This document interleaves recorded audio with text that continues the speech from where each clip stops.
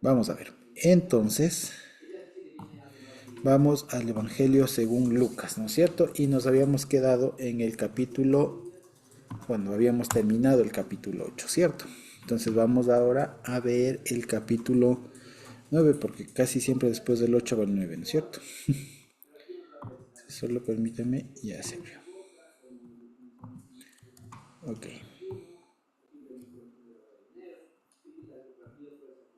muy bien. Vamos ahora sí.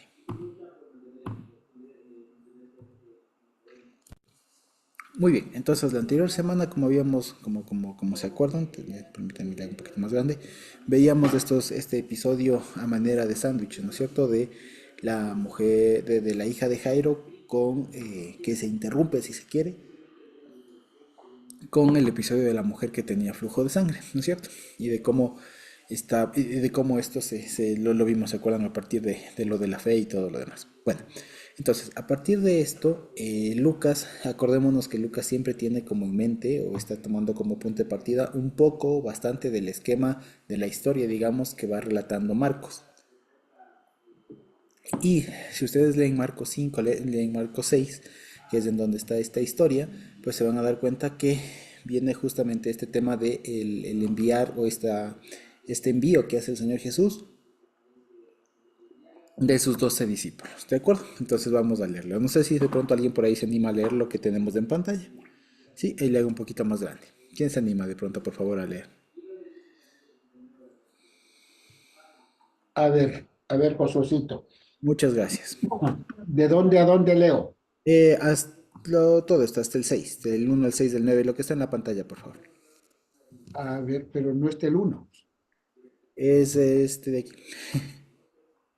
Desde aquí. Desde ahí. Sí, Ya. todo esto. Dice, habiendo convocado a sus 12 discípulos, les dio poder y autoridad sobre todo, aquí está, eso, sobre todos los demonios y para sanar enfermedades. Y los envió a predicar el reino de Dios y a sanar enfermos y les dijo, no tomen nada para el camino, ni bastón, ni bolsa, ni pan, ni plata, ni tengan dos, y aquí ya no veo eso, dos túnicas cada uno. Y en cualquier casa donde entren, quédense allí y de allí salgan. Y donde quiera que no les recibieren, salgan de aquella ciudad y sacudan el polvo de sus pies en testimonio contra ellos. Y saliendo, pasaban por todas las aldeas, evangelizando y sanando por todas partes. Herodes el tetrarca Hasta ahí oyó de nomás. Hasta ahí todas las nomás. cosas que hacía Jesús y estaba perplejo. Hasta ahí nomás. Ya, Hasta el ya. 6. Sí, muy bien, muchas gracias. Entonces, vamos a ver. La anterior semana entonces vimos el tema de la hija de Jairo y la mujer con hemorragia, ¿cierto? Vamos a ver. Entonces ahora, en cambio, nos presenta Lucas este episodio en el que envía a sus 12 discípulos a predicar, básicamente, ¿no es cierto? Ahora, este pasaje tiene su paralelo, solo como para que lo tengamos como dato, en Marcos 6, versículo del 7 al 13, y también Mateo, capítulo 10, del 5 al 15. ¿Ok? Ahora, ¿por qué decimos y por qué siempre se suele, y la manera, digamos, cómo se suele estudiar el Evangelio de Lucas, siempre es en comparación principalmente con Marcos, porque parece ser su fuente principal digamos, de esquematización y de todo demás, como su principal fuente de consulta, pónganle ustedes, ¿de acuerdo? Ahora bien, si ustedes lo pueden ir revisando por ahí sería buenísimo, no hace falta que lo hagamos ahorita, porque la cuestión es, una vez más, ver qué nos presenta Lucas. Entonces, fíjense, el Señor Jesús hasta el momento, nos ha presentado, o como has dicho, como nos ha presentado la historia, el historiador, digamos, Lucas, es a partir de Jesús como protagonista, ¿no es cierto? Y él, como protagonista, encabeza todas las hazañas, por así decirlo, todos los milagros, todas las cosas, las hace directamente Jesús. Y lo que ha resaltado mucho el Evangelio de Lucas, si ustedes se acuerdan, es justamente el poder y la autoridad, comenzando sobre los demonios, sobre las enfermedades, sobre el mar, sobre todo. Ha primado mucho el concepto de poder y autoridad. Ahora, este pasaje se puede entender justamente como un momento en el que el Señor Jesús, dentro de, porque digamos, entre paréntesis también, todo el Evangelio, además de presentarse como una, o sea, digamos, otra forma de leer los Evangelios, es no solamente como la historia del Señor Jesús, ¿no? Sino también como la formación que recibieron los apóstoles. ¿Ya? Si se quiere, es la formación, la escuela que tuvieron los apóstoles, ¿de acuerdo? Entonces, dentro de, si lo vemos desde esta perspectiva de la formación que tuvieron los 12 discípulos, los 12, ¿no es cierto? Vemos que no fue solamente una clase teórica, no fue solamente del tipo, a ver, ustedes escuchan, sientan y solo se ponen a aprender y toman notas y después repiten, no. Fue una escuela que tuvo el Señor Jesús bastante práctica. Tan práctica fue que como en este momento el Señor Jesús les delega parte de sus funciones, ¿no es cierto?, de manera temporal, por así decirlo, y les manda a predicar y a sanar, en pocas palabras, ¿no es cierto? Y les da ciertas instrucciones para el viaje, ¿de acuerdo? Ahora, fíjense ustedes, una vez más lo que decimos acá es que, primero, resaltar lo que les decía. Lo primero, el Evangelio no solamente se puede leer como la vida del Señor Jesús, sino también, si lo quiero plantear desde un punto de vista más pedagógico, se le puede ver como las enseñanzas que recibieron los apóstoles para su futura misión como apóstoles, ¿de acuerdo? Entonces, como tal, aquí el Señor Jesús les hace partícipes de su ministerio y los manda, ¿no es cierto?, a predicar. Ahora, para esta tarea, fíjense que Lucas está consciente de que no era nomás una cuestión de vayan y repitan lo que acaban de, todo lo que me han escuchado decir. No, el Señor Jesús está consciente de que para esa tarea se necesita algo. No era solamente cuestión de saber, ¿ya? Y no era solamente de querer hacer. Era además de tener los medios para, ¿ya? Y lo clarísimo que vemos aquí es que los medios o aquello que posibilita hacer la voluntad del Señor, si se quiere, hacer la obra del Señor, en pocas palabras, no son recursos materiales, humanos terrenos, sino son recursos espirituales, si se quiere. ¿De acuerdo? Y eso es lo más importante acá. Evidentemente, más allá ya vamos a ver un poco más, pero el asunto es que el Señor Jesús les hace que se deshagan y que quiten de su cabeza todo el sustento que pueden tener de aquí, de este mundo. El bastón, la bolsa, o sea, lo que quiere decir es el bastón algo para apoyarse en el camino, la bolsa que puede ser tranquilamente como para llevar dinero o ropa, una mochila, ¿no es cierto? Una maletita, pan, la comida, plata, el dinero, ¿no es cierto? Ni tengan siquiera dos túnicas cada uno. O sea, les hace viajar tal como estaban vestidos y simplemente como para saber que de Dios depende todo y que cuando es momento de ejecutar la palabra del Señor, eso no depende de los recursos que uno pueda tener. Eso, digamos, es lo más que claro y lo que seguramente podremos haber aprendido toda la vida de ahí. El asunto es que no está en eso. ¿Me explico? El asunto no es solamente ver eso. El asunto es que tan es así que más bien si eso no es lo necesario, la pregunta que debería plantearse es entonces, ¿qué es necesario? ¿Ya? ¿Por qué? Porque a veces se suele decir, especialmente del lado cristiano, de una manera a veces muy alegre, pero hermano, no necesita, solo vaya y predique. No, y vaya y dele. Y no, no es así. Se centran mucho en esto de acá, ¿no? Y no tengan nada, o sea, no hace falta, no, o sea, cualquier cosa humana que usted piense, a la larga termina siendo, digamos, prescindible, o sea, no hace falta, ¿ya? No es que sin eso no se puede. Y se han agarrado a veces normalmente de eso para mandar a gente a veces hasta sin preparación para que hagan la obra, ¿no es cierto? Y se ha visto incluso los resultados un poco catastróficos de aquello. El asunto es que se ha centrado y se ha tendido a leer mal, porque, y digamos mal no por ánimo de corregir y ser nada por el sentido, sino porque es una lectura equivocada de aquello, termina en una comprensión errónea que termina teniendo resultados muy perjudiciales para todos los que ejecutan así la cuestión. Entonces, si decimos, bueno, si ya sé lo que no es necesario, he de preguntar qué sí es necesario. ¿Ya?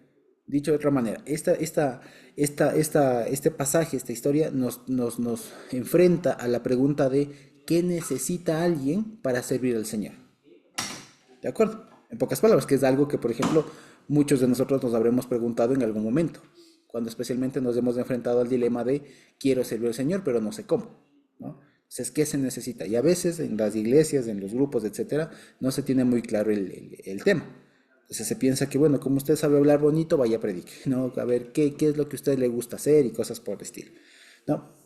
Y suele ser útil, pero no se parte de la voluntad, ni siquiera de los recursos humanos, como diríamos ahora, de como tienen en los trabajos, ¿no? Tienen en las empresas y demás, tienen la unidad de recursos humanos o de la unidad canina. Entonces, no depende tanto de eso, no depende tanto de qué hay, ¿no? Depende de otra cosa, depende de si la persona que está encaminada tiene o ha recibido poder y autoridad para lo que va a hacer.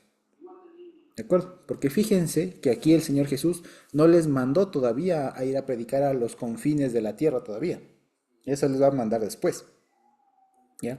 Esta es una tarea temporal, específica, muy específica, que les delega el Señor Jesús y les da autoridad para esa tarea. ¿De acuerdo? Entonces, ¿por qué? Porque, por ejemplo, aquí no les mandó ¿qué les digo? A propiciar matrimonios entre la gente. ¿Ya? Como para que haya más parejas salvas y haya muchas bodas y niños nacidos en hogar cristiano. No, no les mandó a fundar iglesias.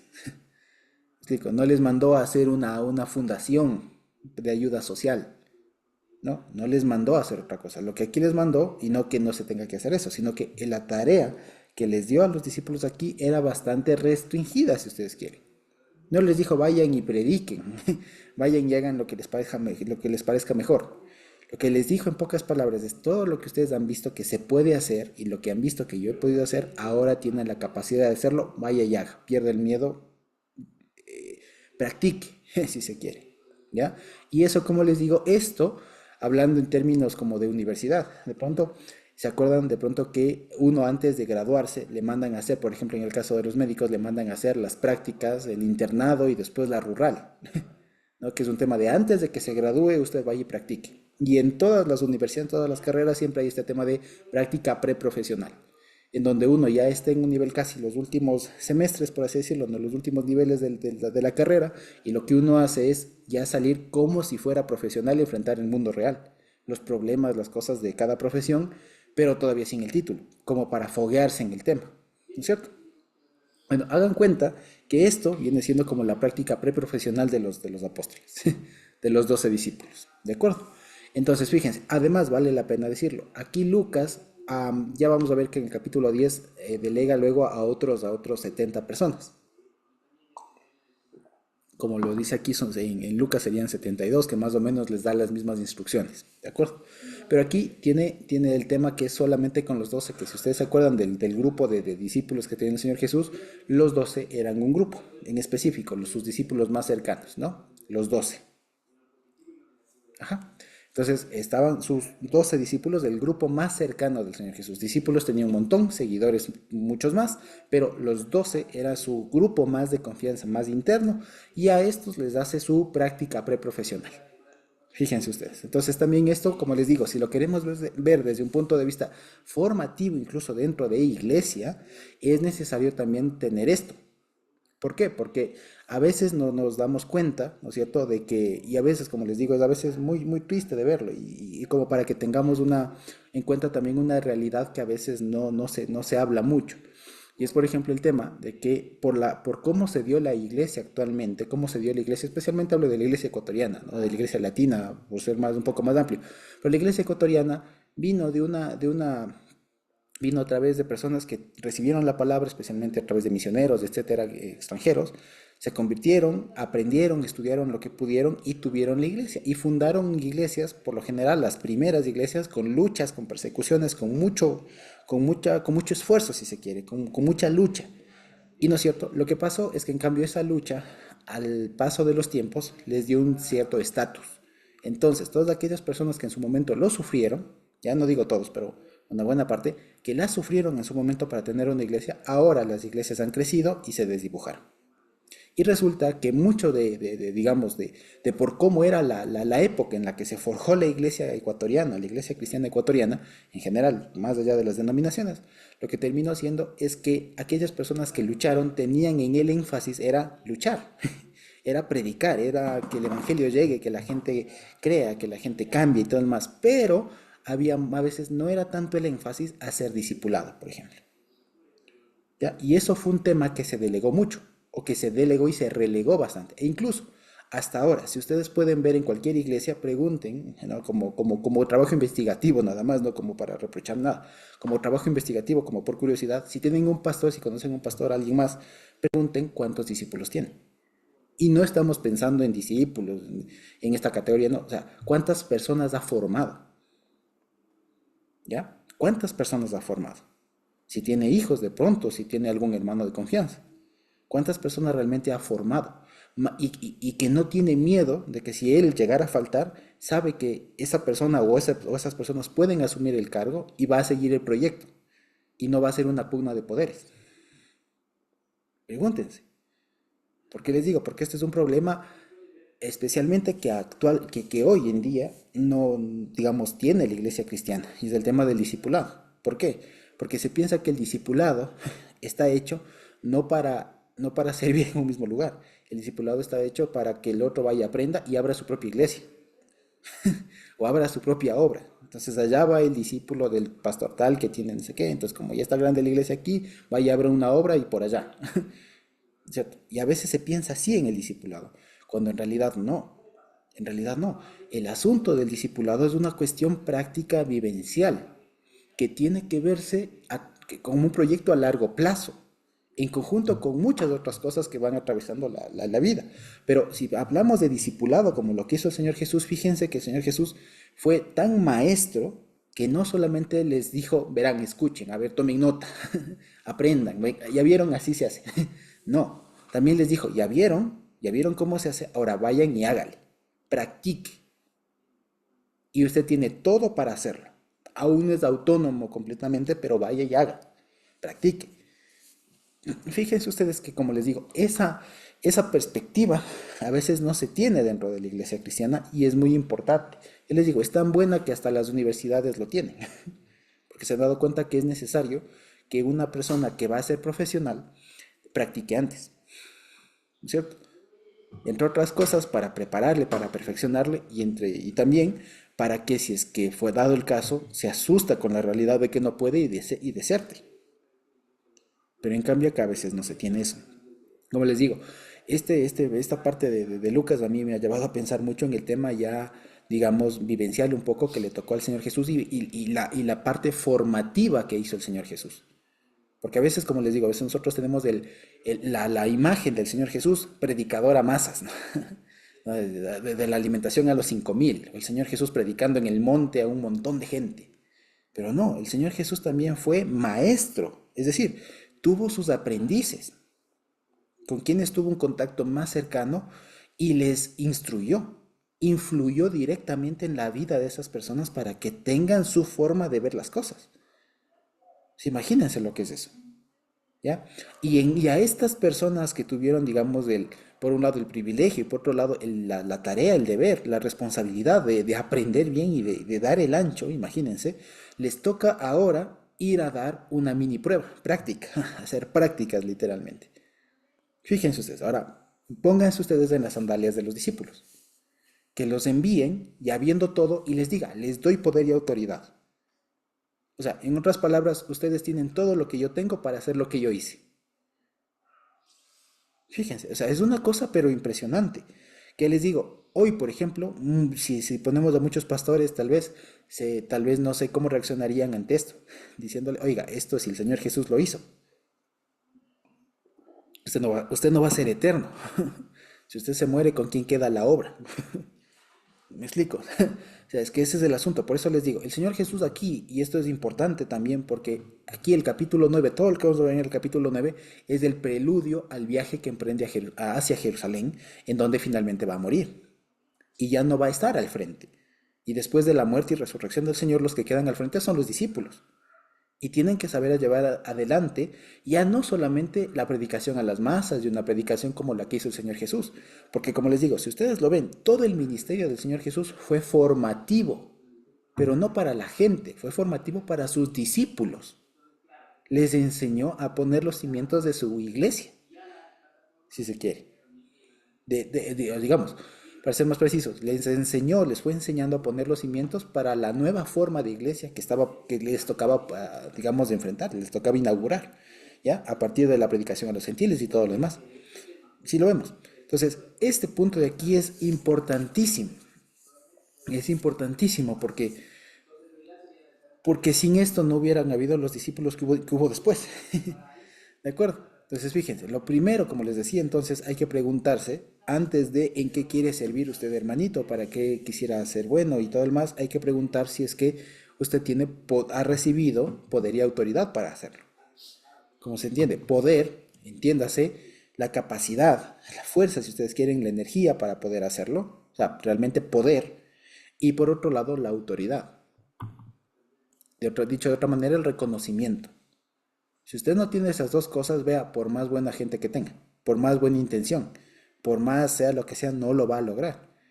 ¿Ya? Y son dos cosas que del Señor. ¿Ya? Que del Señor. Y si quieren ustedes, ahora se podría incluso hacer algún paralelo, digamos, a través de la iglesia que lo reconozca y tal. Pero a la final son dos requisitos que son, pero imprescindibles, eso sí. O sea, una persona puede tener un buen, una buena cantidad de dinero en el banco, de recursos, de automóviles, de terrenos, de dinero, lo que fuera, ¿ya? Para hacer la obra, que si no tiene poder y autoridad no lo va a hacer o no lo va a hacer bien, que lastimosamente a veces es lo que ha terminado pasando y por eso se desdibuja mucho la obra, ¿cierto? ¿Por qué? Porque no hay poder y autoridad. A veces hay poder, pero no hay autoridad. Y a veces hay autoridad, pero no hay poder. Y aquí Lucas nos ha dado hasta ahorita 8 capítulos grandotes, largotes, en donde se ha demostrado cómo se ejerce, cómo el Señor dio testimonio, dio muestra de cómo se ejerce el poder y la autoridad. Es decir, que Él tiene la capacidad física, mental de hacerlo y que tiene además del respaldo de alguien para poder ejecutarlo. Y que esa decisión, que esa acción que el Señor emprende no se discute. Eso es poder y autoridad. ¿De acuerdo? ¿Por qué, por ejemplo, con el caso de cuando calmó la tempestad en el mar de Galilea? ¿Ya? Porque eso es una muestra de poder y autoridad. Una, porque pudo. O sea, tuvo la capacidad de hacerlo. Y la otra, pues, ¿cómo sabemos que tuvo autoridad? Porque esa orden no fue rebatida. Si lo vemos, nadie dijo, no, pero cualquiera, yo también puedo. Alguna cosa así. No. Esa orden, esa disposición que dio el Señor Jesús no fue refutada por nadie. Tuvo respaldo. ¿Me explico? Eso es tener poder y autoridad.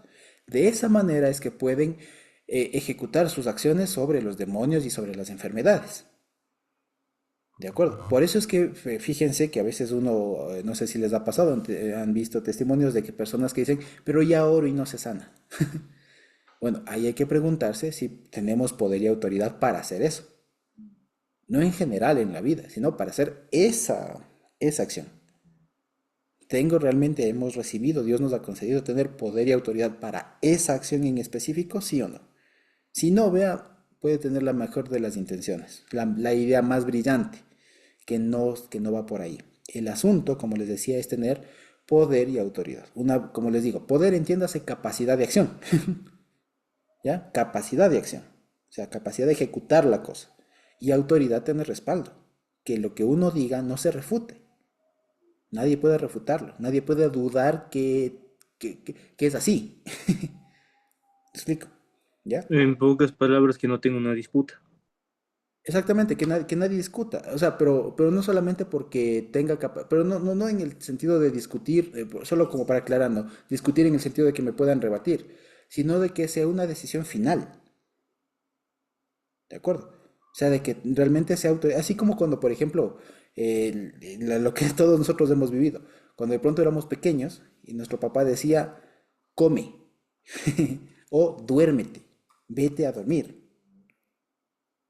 Era autoridad, es autoridad del papá, porque uno no tenía capacidad de decir no, pero y poner argumentos para tratar de desobedecer. ¿Me explico? Entonces, autoridad, entiéndase, capacidad de hacer que eso se obedezca, que eso se cumpla. Si usted no tiene capacidad de que eso, de lo que usted tiene en la mente, ¿no? Así por más buena intención que sea, se cumpla y que se obedezca, no es por ahí. ¿Me explico? Eso es poder y autoridad. Lo vemos. Y es algo que el Señor Jesús tiene. Y dicho de otra manera, solo Dios tiene. Y que Dios lo delega a sus siervos, en este caso a sus discípulos y a todos nosotros, en determinadas funciones. Por ejemplo, Dios nos ha dado a los que somos padres poder y autoridad para criar los hijos. ¿O no?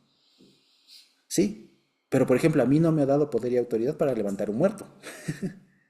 ¿Ya? Pero a muchas otras personas sí. A muchos otros hermanos les ha dado poder y autoridad para resucitar gente. A Pablo le dio poder y autoridad para hacer los viajes que hizo. Pero a otros discípulos incluso no les dio el poder y autoridad como le dio a Pablo.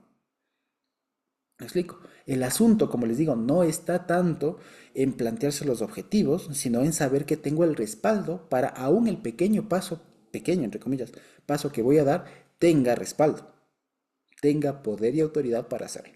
¿De acuerdo? Entonces fíjense que, como les digo, estos son dos parámetros, dos cosas que parecen bien obvias, pero a veces no son tan evidentes del momento de ejecutar. ¿Ya? Como les digo, ¿por qué? Porque a veces se piensa que ser cristiano es cuestión de ser muy proactivo, es cuestión de ser muy buena gente, es cuestión de ser muy, muy caritativo, muy carismático. Entonces, si llego a una iglesia y no sé qué, entonces, bueno, lo que hay que hacer aquí, lo que les falta a la gente de esto, entonces ser muy, muy, muy optimista, ¿no? Y no, o no solamente. La cuestión es que cuando uno tiene una buena idea, hay que someter eso a la voluntad de Dios. Y si es que es la voluntad de Dios, Dios dará el poder y la autoridad para ejecutar. Por eso es que fíjense ustedes, de pronto a todos nos ha pasado, que hemos tenido una idea pero brillante, pero que parece la solución, ¿no es cierto? Pero que cuando se ejecuta sale mal. O saliendo incluso bien, no da los resultados que uno quería. ¿Por qué? Pues seguramente porque no teníamos poder y autoridad para hacerlo de parte del Señor. ¿Me explico? Y esa es la garantía, digamos, esa es la llavecita. Esa es la llave para que cualquier obra que el Señor encomiende funcione. Si no, no hay. Si no, se puede tener, como ustedes ven ahora ahí en el mundo, se puede tener iglesias, pero enormes, ya, multitudinarias, pero que habrá que preguntarse si es que las personas que encaminaron ese semejante proyecto tuvieron poder y autoridad para hacerlo y para mantenerlo y para que sea así. ¿Me explico? Eso es lo que hay que preguntarse mucho. Como les digo, depende, a la final, depende de una cierta autorización. ¿Ya? Depende de una autorización que el Señor conceda para todo esto. Porque si no, vamos a estar bastante complicados. Y lo más complicado no es que, porque cualquiera de nosotros diría, sin poder y sin una autoridad de Dios, no se puede hacer. Y no, sí se puede. Vean ustedes, sí, vean, con decirles así, si alguien quisiera, de una manera muy maliciosa, ponerse, como se dice ahora, ¿no?, una iglesia, basta que haga un préstamo en un banco, un préstamo de consumo. Compre un lote, compre un terreno o arriende un local y comience. Y hay muchas probabilidades, así siendo muy reales, de que funcione, entre comillas, de que llame gente, de que capte, de que crezca y de que lo que sea. ¿Me explico? Entonces, como les digo, no es sinónimo de tener poder y autoridad, entre comillas, lograr algo. El asunto es que sea efectivo también. Como les digo, y tener, digamos, el respaldo finalmente de Dios y en otras palabras, como les decía, la autorización. Si no tengo esa autorización previa del Señor, lo que voy a hacer va a ser en rebeldía y puede que me salga, pero no va a ser bien, no va a estar bien. Por eso, como les digo, todo lo que nosotros, y nuestra vida, fíjense, que esto parece, y esto, como les digo, hace despertar algunas dudas, ¿no? Algunas cosas de cómo ya se pone en práctica esto. Porque es cierto que nosotros tenemos y estamos sometidos a la voluntad del Señor.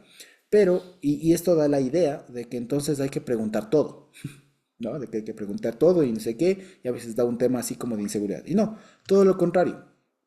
Lo que pasa es que para nosotros,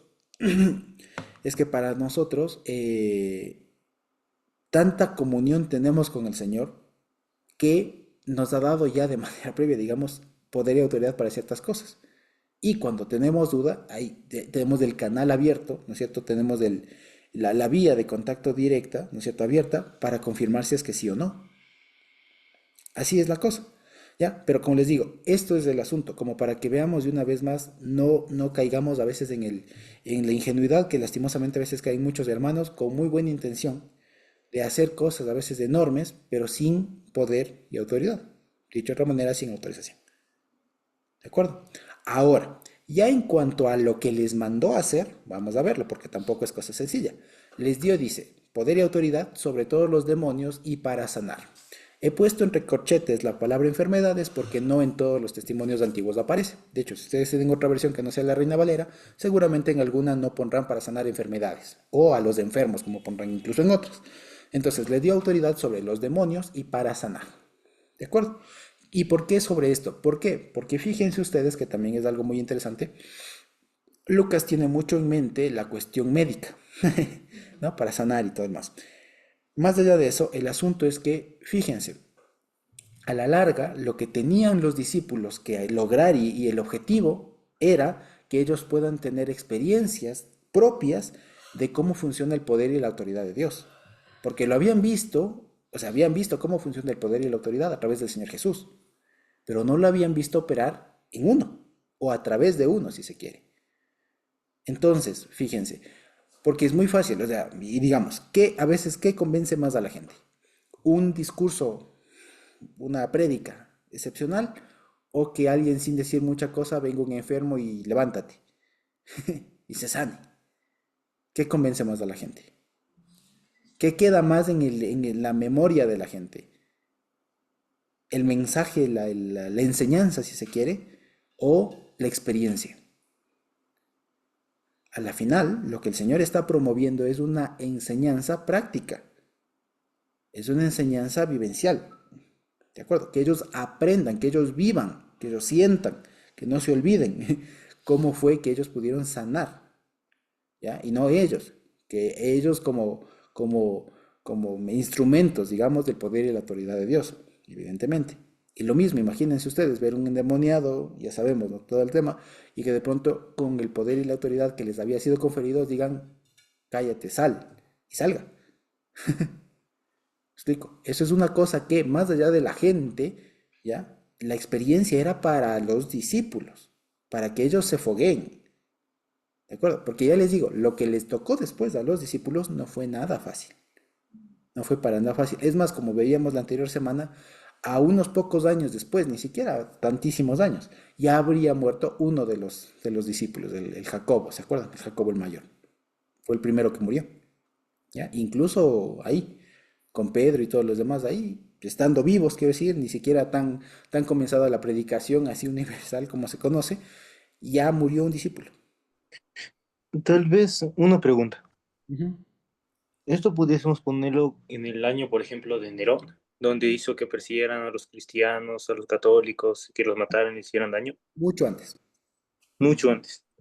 Lo que estoy diciendo será unos 4 años después de que murió el Señor Jesús, unos 2 años por ahí, no pasó mucho tiempo, y ya les tocó enfrentar las cosas, como les digo. Entonces, lo que les tocaba enfrentar a los discípulos era una cosa muy dura, y era una cosa que necesitaba realmente temple, pero no cualquier temple. Tenían que especialmente saber lo que es, o digamos, el extremo al que se puede llegar cuando se sirve al Señor. ¿Ya? ¿Por qué? Por ejemplo, porque hoy, nosotros, por cuanto estamos en otro contexto, si yo, por ejemplo, les diría, vean hermanos, hagamos una campaña, la típica, no, hagamos una campaña, a ver, ¿qué necesitamos? Un local, bueno, contratemos un local, ¿cuánto se necesita? Tanto para el local, no dinero a la final. Bueno, y para los hermanos que van a venir, la gente que vendrá y todo el demás, bueno, a la final todo se traduce en plata. ¿Me explico? Entonces, toda nuestra planeación, incluso de eventos y todo lo más, a la final se traduce, querramos o no, en dinero. ¿No es cierto?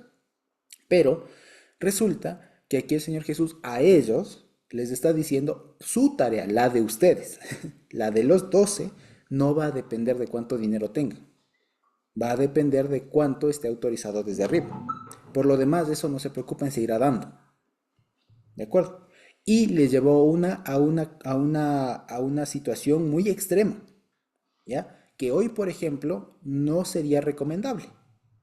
y sería muy arriesgado. ¿De acuerdo? ¿Por qué? Fíjense ustedes la condición en la que les envía. Como dice, les dijo, no tomen nada para el camino. O sea, básicamente, así como está, vaya. ¿Ya? O sea, no le dijo tómense una mochilita, no, no, nada. Y fíjense, no tomen nada para el camino. O sea, para el camino, entiéndase, para el viaje, ¿no? O sea, para el viaje, ¿qué nomás? O sea, una maleta, alguna cosa, no sé, para el tiempo, otra par de sandalias, qué sé yo, curitas, vendas, alguna cosa, no sé. Incluso un arma, alguna cosa para defenderse en el camino. Ustedes, así como está, así vaya. ¿Ya? Dice, ni bastón. Qué dato curioso, esto si ustedes lo leen en Marcos les autoriza llevar bastón. ¿Ya? En Marcos les dice, no lleven sino solo bastón. ¿Ya? Pero aquí, según Lucas, no les autoriza ni siquiera llevar bastón. Que bastón no es por viejo, ¿no? Sino pues sería un bastón de viaje. E incluso algunos dicen que podría ser incluso un palo como para defenderse, ¿no? Incluso, si fuera. Entonces iban con una vara, exacto, como para defenderse de los malhechores o de los animales, de cualquier cosa, como defensa en general, ¿ya? O como para ir caminando en el viaje, ¿ya? Como los que hacen ahora este trekking, ¿no? Que se llama el escalado y todos van con sus palitos y todo lo demás. Bueno, ni eso, ¿ya? O sea, les manda por un lado, si ustedes quieren, indefensos, ¿ya? Les manda desprovistos de algo como para caminar, ¿de acuerdo? Nada, ¿ya? Ni bastón, ni bolsa, como decíamos, ni mochila, hablando ahora, ni maleta, o sea, nada, ni pan, no les manda, o sea, les manda sin provisiones, ni dinero, ¿no es cierto? Ni siquiera tengan dos túnicas cada uno, ¿ya? Y aquí vale la pena decirlo que aquí dice cada uno y todo el tema, porque aquí no nos ha dicho que les envía de dos en dos. Pero se entiende que no tengan dos túnicas, o sea, no les manda ni siquiera con otra muda de ropa. ¿Ya? Ahora, como les decía, esta situación, ¿qué es? Les manda en total provisión. Como les decía, tal como está, así se fue. ¿Ya? Es que por si acaso, nada, nada de por si acaso. Usted aprenda a depender totalmente de Dios. Pero ojo, lo que quiero recalcar es que esta era la formación que los discípulos necesitaban. Porque esto no les mandó a todos sus seguidores, al menos hasta ahora. ¿Ya? Y a los 70 que va a mandar más adelante en el capítulo 10 les dice algo parecido, pero para una función muy específica formativa. Porque como les digo, una cosa es ser el estudiante que va atrás siguiendo y que sabe que el jefe resuelve, que el líder resuelve, y otra cosa es ya cuando me toca a mí estar solito y me toca a mí resolver. Eso es diferente. Esto, como les digo, es algo muy formativo. Y es una formación muy intensa que les tocó a los discípulos, pero porque eran esos discípulos. ¿De acuerdo? Entonces no les tocó esto a los demás. Pablo no pasó por esto. Quiero decir, ¿me explico? Pablo no pasó por esta escuela. Pablo no estuvo aquí. ¿Ya? Pablo no estuvo aquí. Pero esto era la escuela que necesitaban estas personas, que aprendan además a sobrevivir y a depender realmente del Señor. ¿Ya? Pero para este momento, ¿por qué? Porque si ustedes se acuerdan, en cambio, pueden ir más adelante a Lucas 22. Puede ser, creo que es Lucas 22. Lucas 22, 26, si no me equivoco.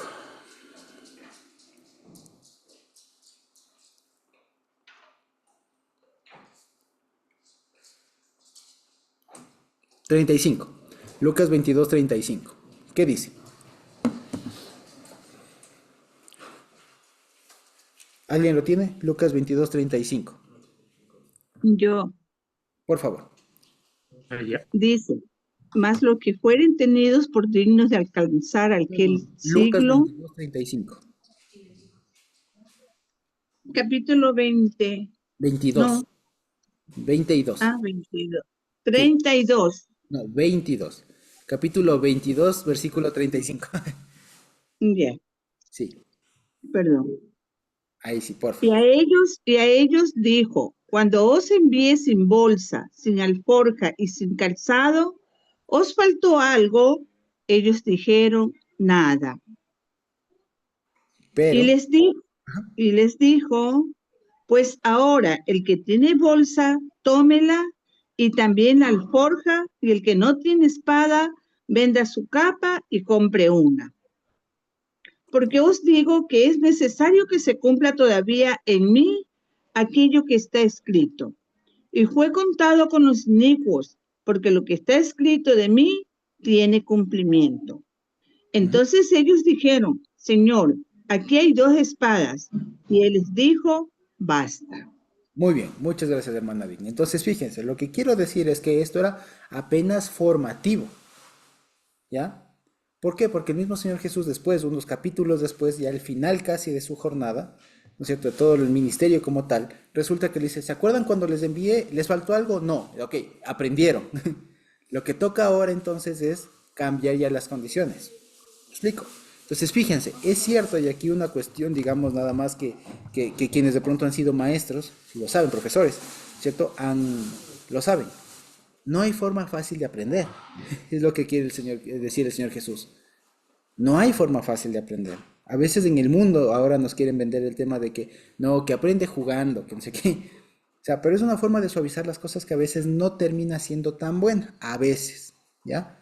Tampoco digo como antes que la letra con sangrento, no. Pero el asunto es que hay cosas que se tienen que aprender tal como son. Y es mejor enfrentar a las personas después de una cierta preparación a la realidad tal como es. Porque si no después el perjuicio es mayor que el beneficio. Es decir, dicho de otra manera, hasta el momento el Señor Jesús les tenía en una burbuja, quiero decir, ¿no? En una burbuja protectora, ¿no? En las que el Señor Jesús era el que resolvía todo. Les daba de comer, les cuidaba, si es que había la marea, les cuidaba, o sea, si es que había un endemoniado, él actuaba, o sea, él. Pero ahora les saca de la burbuja y les dice ahora, amigos, enfrenten la vida real. Y les pongo en un escenario pero horrible. Vayan sin nada. O como suelen decir ahora, vayan con nada. Vayan así, pelados, tal como están. Y vean qué tal les va. Lo único que les doy es poder y autoridad. Y vayan. Pero ojo, como les decía, esto es solamente una cuestión formativa. Más adelante, cuando ya el Señor Jesús les vuelve a enviar y ya todo lo más, les dice, ok, eso, ¿se acuerdan? Ya aprendieron la lección. La lección entonces era aprender a depender directamente del Señor. Y saber que cuando usted está haciendo la obra con poder y autoridad recibida, no falta nada. Pero había el momento después, cuando ya les tocó enfrentar la vida real, ya sin el maestro ahí que encabece en persona, lo que les tocaba hacer es ya a ellos tener alforja. ¿Cómo le voy a mandar a Pablo así en estas condiciones? Imagínense ustedes Pablo viajando así, por fe. Pues evidentemente no. Y ahí se nota, como les digo, esto, una vez más, es un evento solamente formativo. Y no para cualquier persona, no para todos. No es que de aquí todos tenemos que ir a hacer así, no. Era formativo para los discípulos. De ahí se entiende ahora, por ejemplo, que cuando nosotros tengamos personas que están bajo nuestra tutela, por así decirlo, llámese hijo, discípulo, algún hermano que esté aprendiendo y todo el más, habrá un momento en el que toque ponerle en una condición un poco extrema para que aprenda lo que tiene que aprender. ¿Ya? Pero una situación extrema, pero controlada, si se quiere. Porque aquí no es que el Señor Jesús les dejó a su suerte, ¿no? No. Él tenía evidentemente el control de todo lo que ellos hacían. ¿De acuerdo? Y era nada más formativo. Por eso les digo, cuando hablamos del Señor Jesús, no hay que pensar solamente un Jesús predicador, profeta, que convoca multitudes, que hace milagros, ¿no? También es un Señor Jesús formador. Un Señor, como dicen ahora, capacitador. ¿Ya? Y capacitador y un pedagogo, como suelen decir incluso, porque sabe poner en situaciones bastante particulares a todos los que él necesita formar para que estén listos para enfrentar después la vida real. ¿Me explico? Entonces fíjense cómo el Señor Jesús, y eso es lo que rescato mucho, el Señor Jesús sabe cómo formar a sus discípulos. Por lo tanto, como les digo, hay que nosotros también aprender a formar a quienes deben ser formados. ¿De acuerdo? Eso, pero no a lo bruto, digamos, no así a lo brusco, sino de acuerdo a lo que se necesita enseñar, a lo que la persona necesita aprender. ¿De acuerdo? De ahí que, por ejemplo, se vea que esto es exitoso. Por eso es que dice el versículo 6 que saliendo pasaban por todas las aldeas, las ciudades pequeñas, evangelizando y sanando por todas partes. Este versículo chiquito da cuenta, como les decía, de la efectividad de la orden del Señor Jesús. ¿De acuerdo? Es decir, ellos fueron y lo lograron. ¿De acuerdo? Entonces, fíjense, eso nada más, como les decía, lo que más me llamó la atención a mí es verle al Señor Jesús ya no solamente en su faceta de predicador, de sanador, etcétera, de sabio, de profeta, etcétera, sino de maestro, de tutor, de vaya y aprenda. Ya aprendió, vaya y practique. Sí, con una cosa muy, muy bonita de verle al Señor Jesús que se preocupa por sus discípulos para que estén lo suficientemente preparados para lo que después se les iba a venir. ¿De acuerdo? Entonces, fíjense. Ahora, hasta aquí, hasta esta parte del capítulo 9, se suele entender que acaba como una especie de gran capítulo general de todo el libro. ¿Por qué? Porque a partir de aquí, a partir de lo que vamos a leer ahorita, que van a ser unos pocos versículos también, ¿no es cierto? Va a presentarse una gran incógnita respecto de que ya se anticipó un poco antes, justamente cuando el Señor calma la tempestad, y es quién es el Señor Jesús. Pero ya no solamente hacia sus discípulos, porque ellos de una u otra manera ya lo sabían. Va a presentarse esta pregunta retórica, ¿no es cierto?, para todo aquel que siga leyendo, especialmente para aquellos del lado gentil. Y nos presentan de la siguiente manera. Dice, Herodes tetrarca oyó de todas las cosas que hacía Jesús y estaba perplejo, porque fue dicho por algunos, Juan ha resucitado de los muertos. Otros, Elías ha aparecido. Y otros, algún profeta de los antiguos se ha levantado. Y dijo Herodes, a Juan yo hice decapitar. ¿Quién pues es este de quien oigo tales cosas? Y procuraba verle. ¿De acuerdo? Entonces, como les decía, hasta el versículo 6 se plantea toda como una buena parte del Señor Jesús haciendo milagros, demostrando, ejecutando el poder y autoridad, ¿no es cierto? Pero ahora lo demás va a estar bajo la lupa de esta pregunta. ¿Quién es este? ¿Quién es este? ¿Ya? Y se va a responder esta pregunta a partir de el montón de historias que siguen. ¿De acuerdo? Y la primera historia que sigue a esto es justamente la alimentación a los 5,000, que lo veremos la siguiente semana. Sin embargo, hay algunas cosas que anotar acá. Fíjense ustedes, aquí vuelve a mencionarse a Juan. Y si ustedes ven el paralelo de este pasaje en Marcos 6, resulta que aquí, en este momento, es cuando Marcos nos cuenta todo el tema de que Juan fue encarcelado, pero porque le denunciaba a Herodes lo de su hermana, bueno, todas esas cosas que leíamos, ¿cierto? Y que finalmente termina siendo encarcelado y muerto, ¿cierto? Porque esta muchacha baila, le enamora y le pide alguna cosa, y lo que le pide es finalmente la cabeza de Juan el Bautista, ¿no es cierto? Eso Lucas nos contó en el capítulo 3, si ustedes se acuerdan. Marcos lo hace recién hasta este momento, pero Lucas ya nos contó, como se acuerdan ustedes, en su momento lo veíamos, nos contó eso, que Lucas ahorita lo está contando, lo contó mucho antes para relevar el carácter del Señor Jesús, ¿de acuerdo? Entonces, aquí fíjense, pero el asunto es que, en cambio, el Evangelio de Lucas no nos dice en qué momento murió Juan. Porque lo último que nos dijo, si ustedes se acuerdan, perdón que mueva de manera un poco brusca esto, en el capítulo 3, ¿no es cierto? En el capítulo 3, aquí estamos, en el capítulo 3 de Marcos, de Lucas, perdón, ¿no es cierto? Fíjense ustedes, en el capítulo 3:19 nos dice que el Herodes tetrarca, el mismo, siendo reprendido por Juan a causa de Herodías, mujer de Felipe su hermano, y de todas las maldades de Herodes que Herodes había hecho, se encerró a Juan en la cárcel. Entonces, a partir de aquí, fíjense, en Lucas 3:19, ¿no es cierto?, se menciona la encarcelación de Juan, pero no se dice que haya muerto. Nosotros todos sabemos que murió, pero si somos muy estrictos, el Evangelio de Lucas nunca cuenta que murió, al menos directamente. Si ahora volvemos otra vez, y perdón que mueva de manera brusca de nuevo, ¿no es cierto?, y volvemos acá, resulta que aquí nos enteramos de una manera indirecta que Juan murió decapitado por mano de Herodes tetrarca. Porque aquí dice en el 9, yo a Juan hice decapitar. Si lo vemos, pero si somos muy estrictos, Lucas nunca nos cuenta directamente que murió decapitado en tal momento. Y esto, como les digo, se da a causa de esta movida, digamos, de texto que hace Lucas de lo que Marcos cuenta aquí en este momento, Lucas lo contó ya mucho antes. Entonces ya se quedó sin el contexto para contar todo el tema de la decapitación de Juan el Bautista, ¿cierto?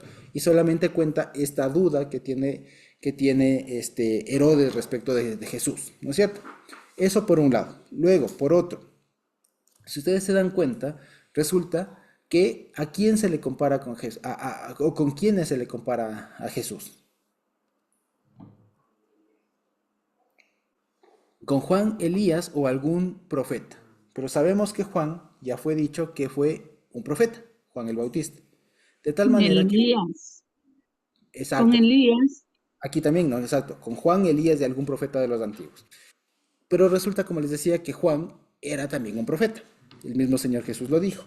Entonces, lo que aquí nos quiere dejar el texto, fíjense, es que la visión que se tenía del Señor Jesús desde el poder era la de un profeta.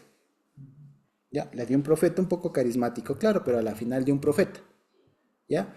Y lo que están diciendo a la final, fíjense ustedes, hay otra idea también que estaba en la mente de las personas, que no era cualquier profeta, era alguien que había reaparecido. Porque otra característica que comparten estos tres grupos es que eran personas que ya no estaban vivos. Juan había sido muerto, Elías ya no estaba y todos los profetas antiguos tampoco ya estaban vivos. Por lo tanto, se le asemeja al Señor Jesús con uno de los profetas antiguos. O, dicho de otra manera, si le identifico, se le presenta al Señor Jesús como aquel que tiene un poder de antaño. Tanto así que se le confunde con Elías, o con Juan, o con alguno de los que ya murieron. Entonces, fíjense. Y como les decía, tal es el asunto que a este Herodes, fíjense ustedes, se le van las palabras, se queda perplejo y lo que termina diciendo es ¿quién es este? ¿Quién es este? Que la pregunta más importante, como les decía, es ¿quién es este? Para todos nosotros la respuesta es bastante obvia, es bastante sencilla, pero ya a través, como les decía, de las historias que van a seguir, vamos a darnos cuenta de quién es el Señor Jesús. Vamos a ver que Él es el que alimenta al pueblo, que Él es el que sostiene, etcétera, etcétera, etcétera. Y vamos a ver algunas curiosidades también con respecto a la redacción que tiene Lucas. ¿De acuerdo? Entonces, fíjense ustedes, una vez más, a partir de aquí entramos en otra sección ya del Evangelio de Lucas, que es la que prepara, como les digo, nos estamos aproximando ya al final de la mitad del libro, que prepara el viaje que emprende el Señor Jesús hacia Jerusalén, donde finalmente, como todos sabemos, dará su vida y después resucitará, ¿no es cierto? Entonces, en general, como para hacer un poco de resumen de todo esto, ¿no es cierto? Primero, el Señor Jesús les encamina ahora a los discípulos para que tengan una experiencia, digamos, una formación ya no teórica, sino ya práctica de todo lo que ellos les va a tocar hacer. Después se abre el paréntesis de quién es este, ¿no es cierto? Y nos abre, nos anticipa todo el tema que va a venir más adelante respecto de quién es el Señor Jesús. Y finalmente vamos a contar vamos a terminar aquí hasta el versículo 10, que retoma la historia de los discípulos yéndose a predicar. Y dice, habiendo regresado los apóstoles, le contaron lo que habían hecho. No dice más. ¿Ya? Es algo un poco interesante, ¿no? Que no dice nada más. Le contaron lo que habían hecho. Ahora, ¿aquí podemos especular mucho? Sí. Ahora, imagínense ustedes, no se dice qué tiempo se fueron, no dicen a dónde se fueron, necesariamente, o sea, con nombres, con locaciones, no lo dice, pero lo que sí es que vinieron y le hicieron un reporte, que también, digamos, esto, si lo queremos ver desde la perspectiva formativa, no es solamente con dar la tarea. También es necesario con dar la tarea y regrese y haga un reporte, un informe, lo que llamamos, haga un informe y evaluar ese informe. ¿De acuerdo? Fíjense si se quiere. Y luego dice que los tomó, se retiró aparte a una ciudad llamada Bethsaida. ¿Ya? Y ahí va a ser donde se da, y ya vamos a ver la siguiente semana, el tema de la alimentación a los 5,000. ¿De acuerdo? Eso básicamente. Entonces, fíjense ustedes, para redondear la idea, entonces, se ve que esta comisión que les da, esta mini comisión que les da a los 12, ¿cierto? Es efectiva porque van, predican y después de ellos vienen y dan el reporte. Le contaron todo lo que habían hecho. ¿De acuerdo? Eso básicamente. Entonces, no quería abundar un poco más porque ya lo que tenemos que ver respecto de la alimentación a los 5.000 es un poco más interesante y un poco más extensa y nos extenderíamos demasiado y la idea no es esa. Entonces, hoy quería nada más avanzar estos pequeños versículos porque me parecen que son suficientes, digamos, como para ahora, ¿ya? La siguiente semana, Dios mediante, hemos de ver seguramente la alimentación a los 5.000 y algunas otras cositas más por ahí, ¿ya? Eso básicamente. Entonces, no sé si hasta el momento tenemos alguna pregunta, algún comentario. Hermano Josué, yo sí. Si usted me puede indicar el libro en el cual se encuentra cuando Herodes manda a decapitar a Juan el Bautista. Está en Marcos 6, justamente. Si lo puede Marcos ver. 6. Ah, ya, ya, ya. Sí. Y también, bueno, de acuerdo a lo que se ha visto en esta noche, puede ser un ejemplo, hermano Josué, Ujú. en el caso de que Jesús preparó a sus discípulos, ¿no? Lo comparamos como el padre de familia cuando prepara a sus hijos para el mañana, los está educando, los está formando en la casa, y cuando ellos triunfan en sus estudios, al culminar su educación, viene la satisfacción tanto del padre como de los chicos, cuando ellos triunfan en sus trabajos. Se puede hacer esa comparación así. Sí, claro, Los chicos, pero no los, tanto. Todavía no. ah, Todavía no ya, cuando triunfan, digamos. Aquí más bien es cuando van y hacen un proyecto, un experimento y les sale bien, digamos. Ya, o sea, como cuando van a una casa abierta, póngase usted. Entonces estudian, se preparan, hacen la casa abierta, demuestran lo que han aprendido y sale bien y de acuerdo. Algo así sería. Lo que en la universidad se suele hacer, ¿no? Las prácticas preprofesionales. Eso. ya. Entonces, Pero en el versículo 6 dice, saliendo y saliendo, pasaban por todas las aldeas, evangelizando y sanando. ajá, Aquí ya ellos están cumpliendo lo que el Señor les había enseñado, Jesús claro, les había enseñado. claro, Entonces ellos van ya firme en el conocimiento. Y si claro, están firmes en el conocimiento, pues ellos se sienten seguros y se sienten contentos de la obra que están haciendo, claro, sí, ¿verdad? sí. Efectivamente, Ya, sí, sí. Pero ya, ojo, hermano. pero lo que quiero decir es que no es una tarea final. No, no, no. Sea, no es ya el ejercicio de la profesión, si se quiere. Esto es No, apenas no, no. una práctica. Sí, Sí, eso no. sí, así es. Exacto. Pero claro, Así ya es. de manera Recién los satisfactoria. está guiando, recién los Claro. está guiando, Ujú. formando para que en el futuro pues realicen, cuando él ya no esté con nosotros, entonces ellos se encargarían de seguir predicando la palabra de Dios. Exactamente, ¿Sí? tal. Sí, muy bien. Ah, Gracias, me hermano. olvidaba de una cosa muy importante. Casi me olvido. La consecuencia, fíjense ustedes, también les da otra orden, ¿no es cierto? La una orden tiene que ver con lo que tienen que llevar.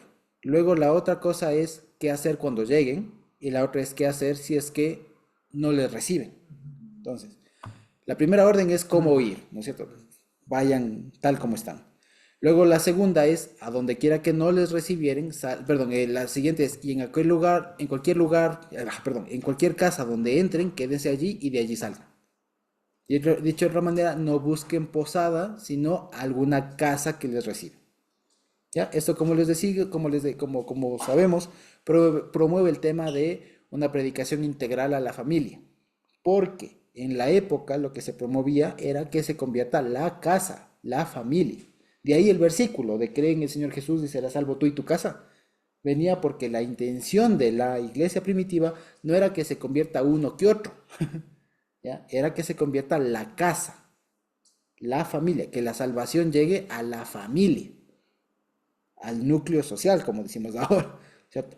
¿Ya? De ahí que habla de quedarse en una casa y todo lo demás, ¿ya? Y que sea ese su centro de operaciones. Luego, y que además también, fíjense ustedes, lo que le está diciendo entre líneas también es que no se preocupen por dónde van a dormir, porque siempre el Señor va a tener algunas personas dispuestas a escuchar, ¿no es cierto? Y que Dios mismo dispone el camino para que tengan un lugar donde dormir, ¿ya? Y que ellos vean que cuando el Señor dispone la predicación y dispone ejecutar algo de la obra, va a ser, digamos, va a ser efectiva, va a haber gente que responda, ¿de acuerdo? O sea, no va a ser en vano, ¿ya?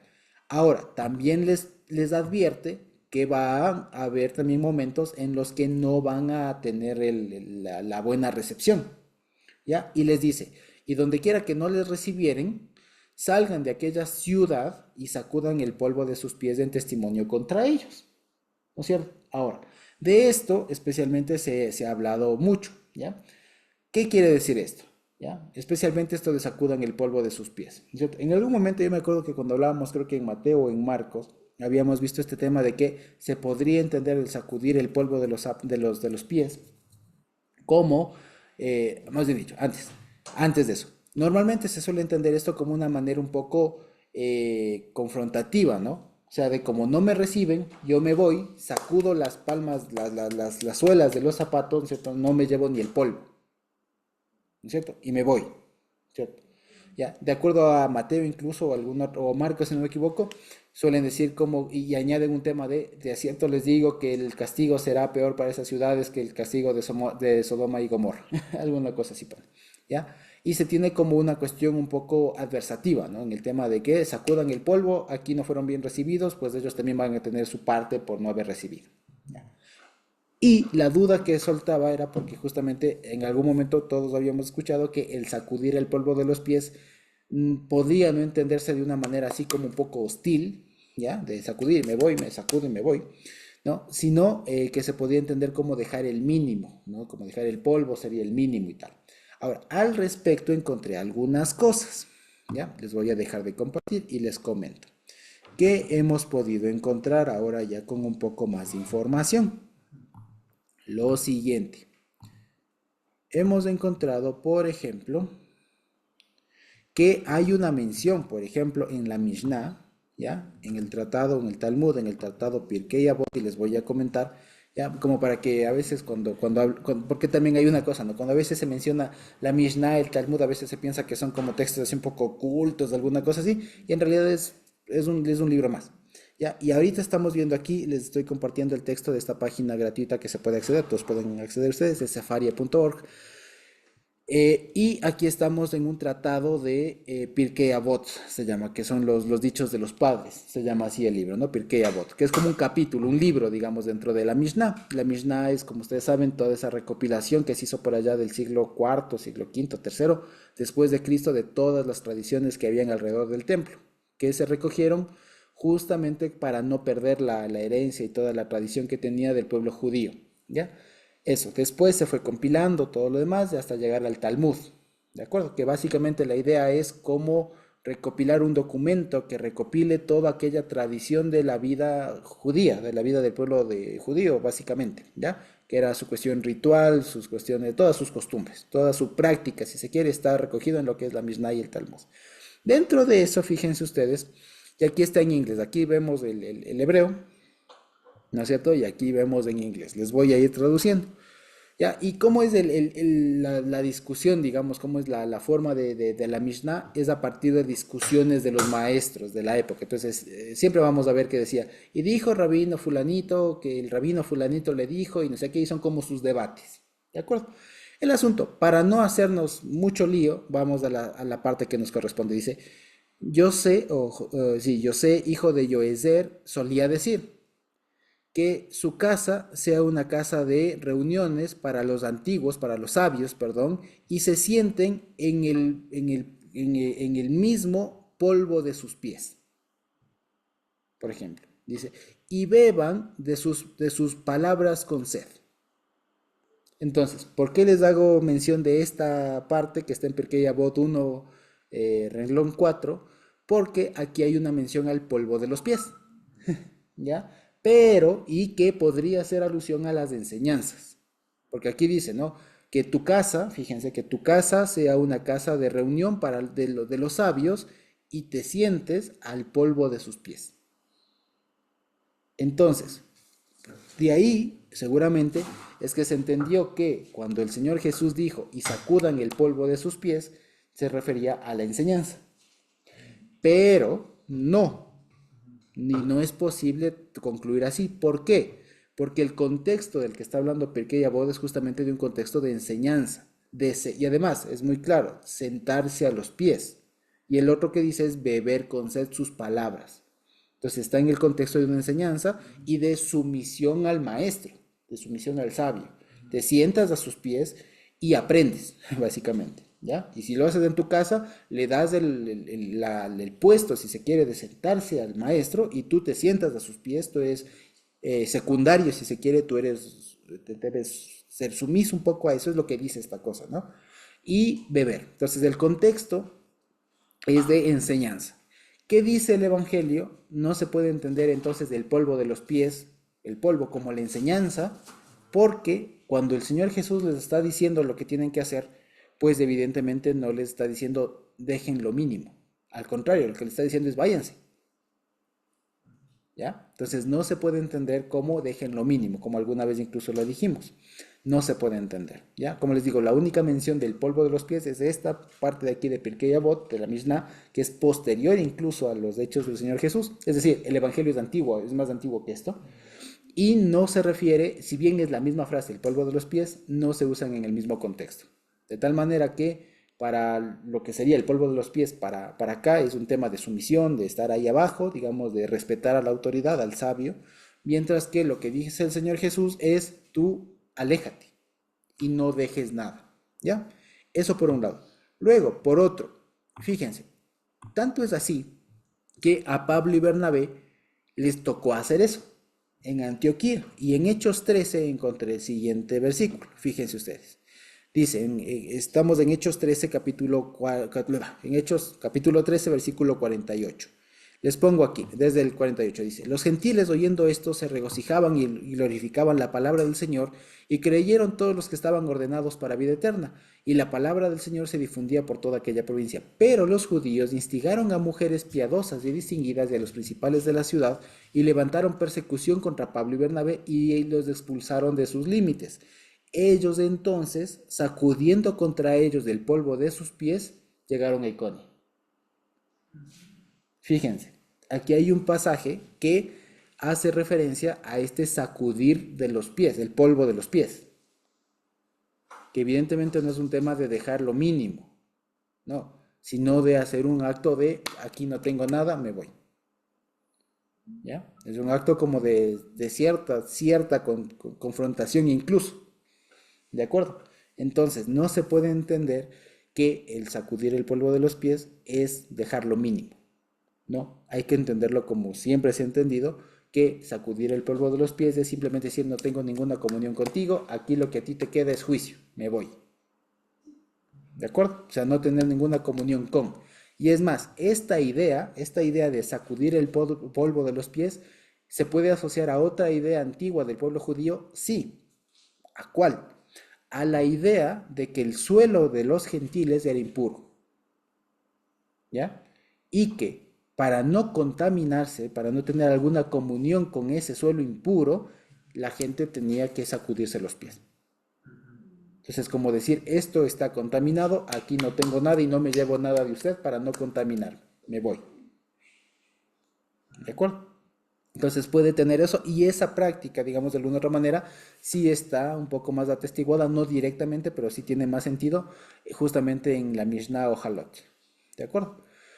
Eso básicamente. Entonces me llamó mucho la atención que ha habido aquí un testimonio en Hechos 13, capítulo 13, versículo 51, de Pablo y Bernabé, que ante justo lo que dice el Señor Jesús, por ejemplo, ¿no?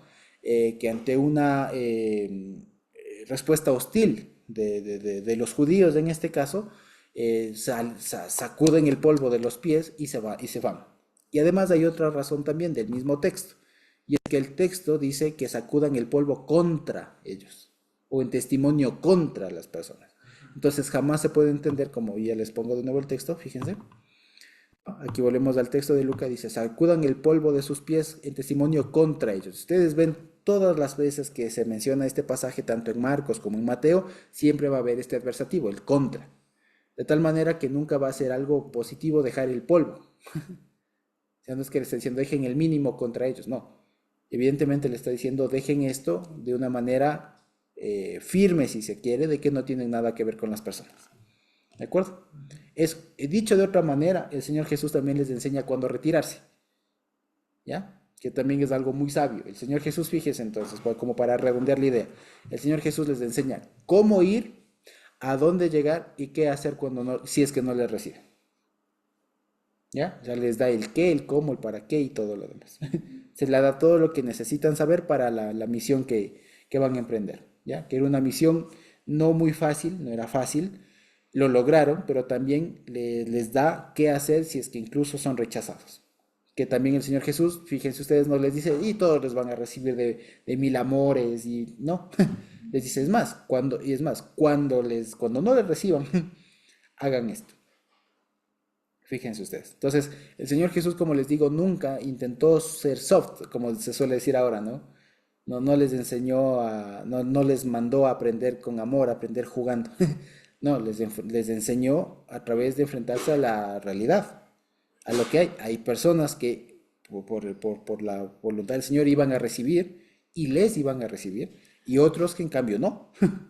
Y tenían que saber actuar y defenderse en las dos situaciones, ¿no? Eso básicamente. Ahora, ya de qué tan bien les fue, no se sabe. ¿Ya? No se sabe, al menos según Lucas. ¿Por qué? Porque solamente nos dice que llegaron y le contaron lo que habían hecho. Arriba nos dice que fueron evangelizando y sanando. ¿Ya?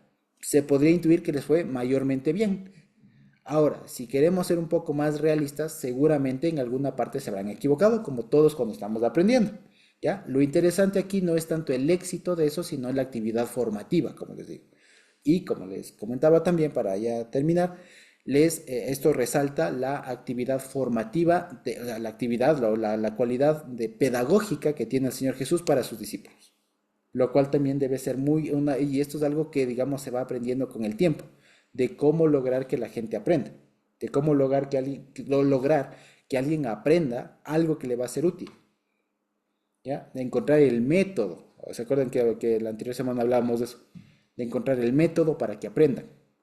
Entonces, por ejemplo, y esto es algo bastante obvio ya cuando lo vemos con cierta perspectiva, si la misión de los discípulos finalmente iba a ser salir a predicar a territorios que no habían conocido, ¿qué tenían que practicar? Sino eso, ir a predicar en territorios que no conocen y darse tener una idea de lo que iba a pasar. Unos que les reciben, otros que no.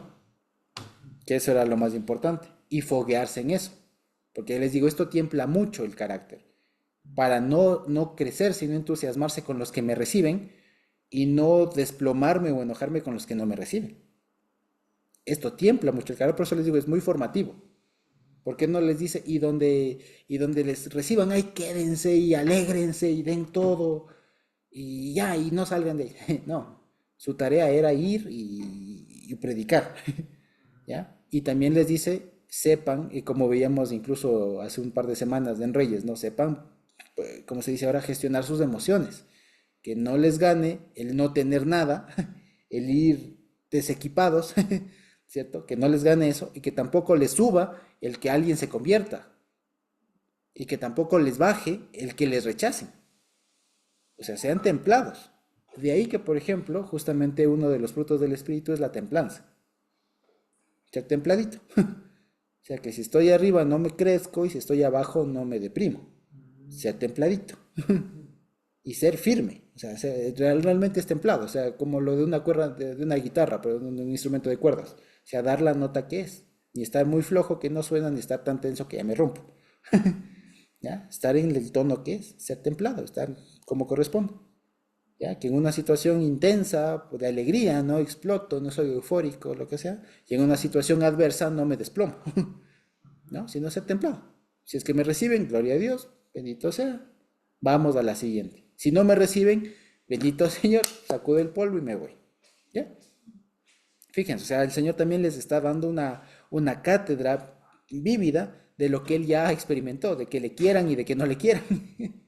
O sea, no les enseñó a ser populares a la larga, que a veces también, por ejemplo, a veces ahora, incluso desde los cristianos mismos, muchos ámbitos, se predica el ser popular, ¿no? El quedar bien, el que les aplauden, ¿no? El Señor Jesús les dijo, en algunos lados les van a recibir y en otros no, y tienen que seguir. Ni lo uno les tiene que alentar demasiado, ni el otro les tiene que desmotivar al punto de no querer hacer nada más. ¿Ya? Entonces, y sepamos, de hecho, todos nosotros en lo que hemos caminado, nos habremos topado con eso. En momentos de la vida en donde nos entusiasmamos, nos animamos y todo más, porque porque la obra sale y otros en donde no sale por nada. Y lo que hay que aprender ahí es a ser templado, a no estar arriba cuando las cosas van bien y a no estar en, como solemos decir, en la inmunda cuando las cosas van mal. Estar tranquilos.